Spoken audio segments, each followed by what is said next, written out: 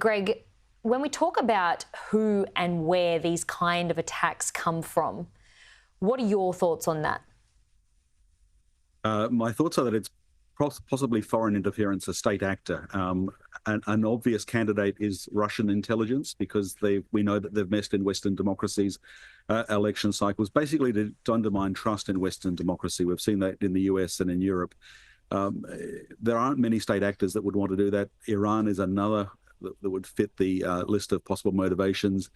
We don't find the AFP making mention of a terror group, and that's significant. It's likely that that's not what they're looking at. They're looking at people doing this opportunistically to try and discredit our political system and to sow distrust.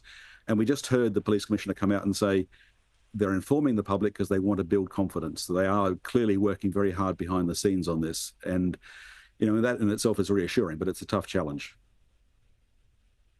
Do you believe that this is unraveling the social cohesion or social fabric in Australia?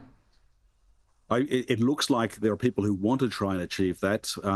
The answer, though, is only if we let them. So far, Australia has weathered this storm. The fact we've seen synagogues firebombed and the homes of Jewish community leaders attacked is really disturbing.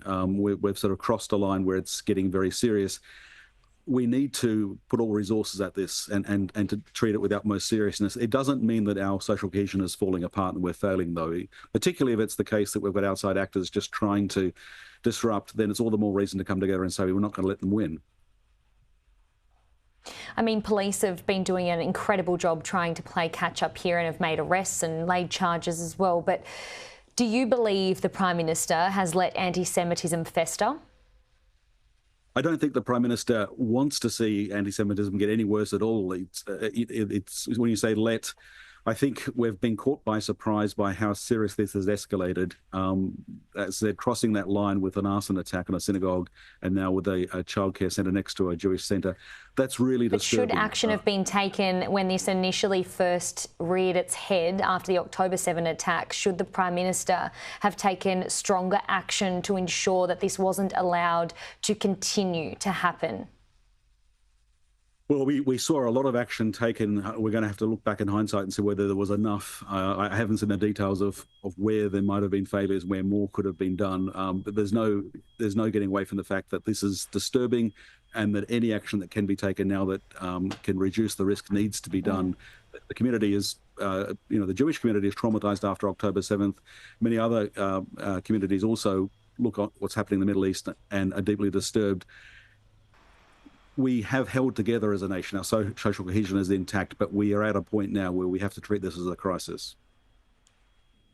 Greg, we do have to wrap things up. I just want to quickly get your thoughts on the other side of this. I mean, many parents and viewers of this show, family members, would be fearful that someone they love could now be open to being radicalised online. I know that was a point that Reece Kershaw spoke about as well. Are you concerned about that, particularly in this social media age? Yeah, that is very disturbing, and it's particularly teenagers, even more than 20-somethings, and particularly young men, teenage boys who are being targeted. The key is for parents to keep open channels of communication, to pay attention to the relationships that their kids and their friends are having online and be talking with them about that. And that includes people they may be chatting to on a gaming forum or something else that is otherwise innocuous. Keeping channels of communication open is key, paying attention for signs and reaching out and getting help if you see something that disturbs you. There is help available. OK, Greg, we'll leave things there. Thanks for your time today. A pleasure. Thanks very much.